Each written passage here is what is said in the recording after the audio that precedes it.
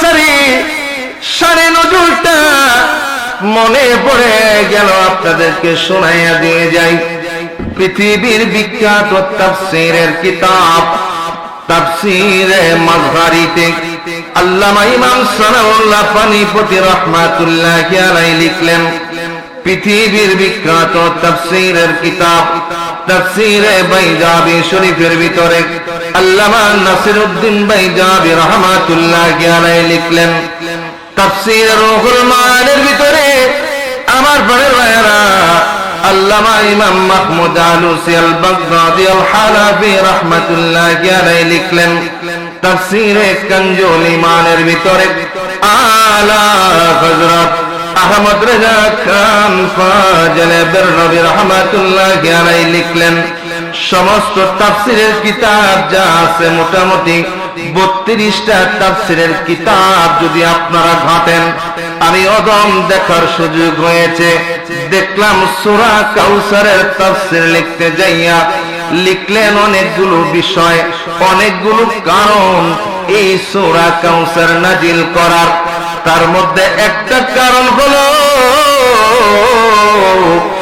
আবার নবীজি মায়ার নবীজির শেষ ছেলে সন্তান, আবার মায়ার নবীজির সর্বশেষ ছেলে সন্তান নাম হলো আবুল কাসেম। আবুল কাসেম আমার নবীজির শেষ ছেলে সন্তান ছিলেন।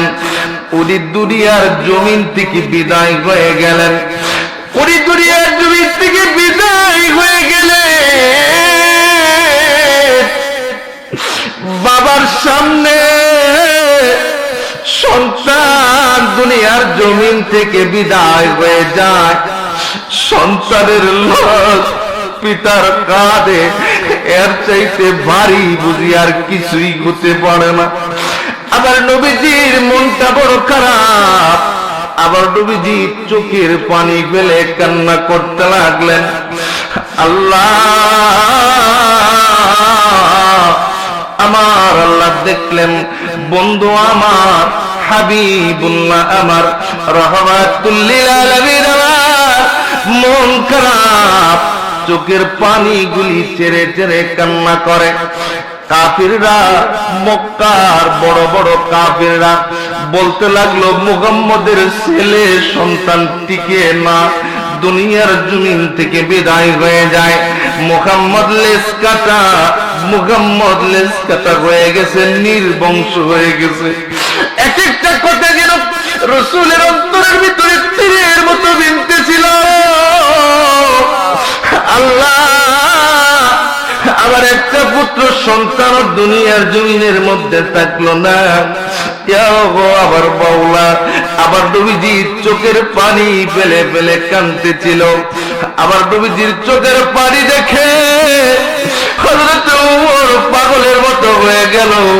এমন একটা অবস্থা আল্লাহ জানায় দিতেছে, জিবরাইল রে, যে বন্ধুর কারণে আমি দুনিয়া বানাইলাম, যে বন্ধুর প্রেমের কারণে আমি এই আসমান বানাইলাম, আমি জান্নাত জাহান্নাম বানাইলাম, আমি সমস্ত কিছু বানাইলাম, আমি দুনিয়ার সব সহ্য করতে পারি রে জিবরাইল, আমার বন্ধুর চোখের পানি আমি সহ্য করতে পারি না।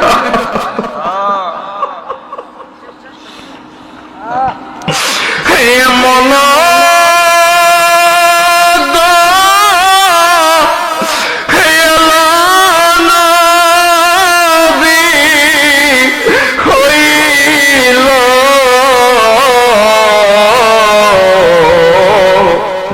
সারা জীবন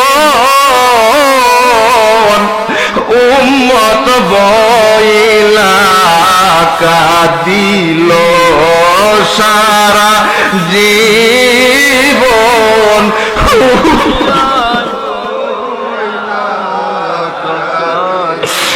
বলি না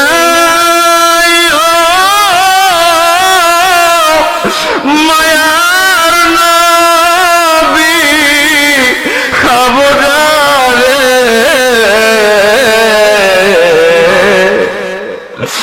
আপনিও না বইলা যান মোদের আপনি আনা হইলা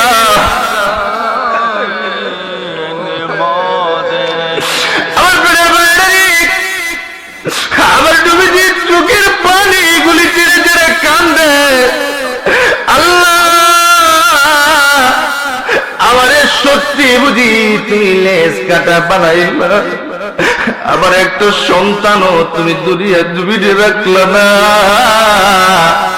আমার আল্লাহ বলে দিতেছে, বন্ধু জিব্রাইল যাও আমার বন্ধুরে যায় বলো, আমার বন্ধুরে যায় বলো, তুমি বন্ধুরে যায় বলো আমার বন্ধু যেন মন খারাপ না করে, কারণ আমার বন্ধু যদি খুশি না হয় আমি আল্লাহ তাআলা খুশি না, আমি আল্লাহ তাআলা খুশি না।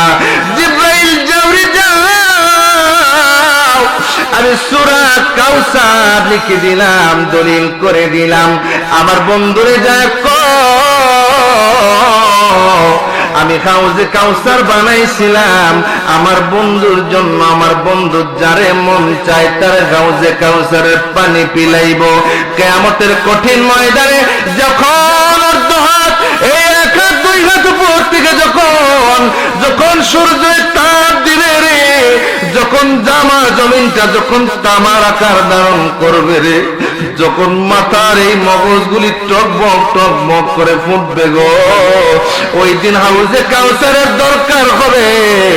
আমি আমার বন্ধুরে হাউজে কাউসার দলিল করে দিলাম, লিখে দিলাম, তুমি যাও সূরা কাউসার নিয়ে যাও, বন্ধুরে যায় বলো বন্ধু যেন সালাত আদায় করে আর যেন কুরবানি করে, আমি রবের শুকরিয়া আদায় করে, কারণ আমার বন্ধু যদি খুশি না থাকে আমি আল্লাহ খুশি থাকি না। বলুন সুবহানাল্লাহ।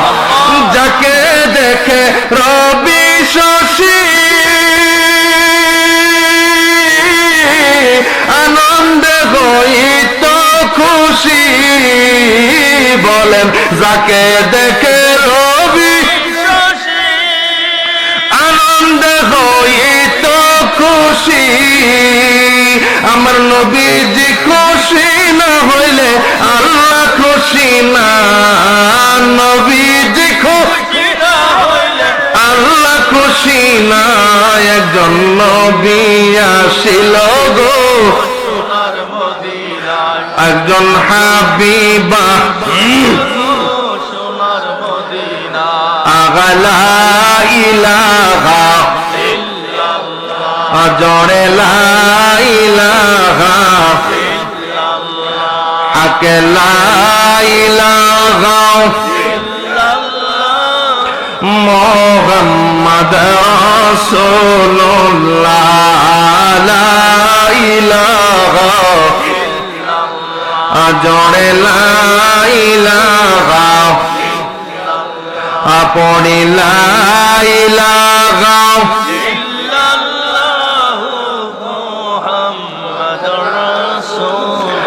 আমার প্রাণের ভাইরা, কালিমার ক্ষমতা আছে না নাই?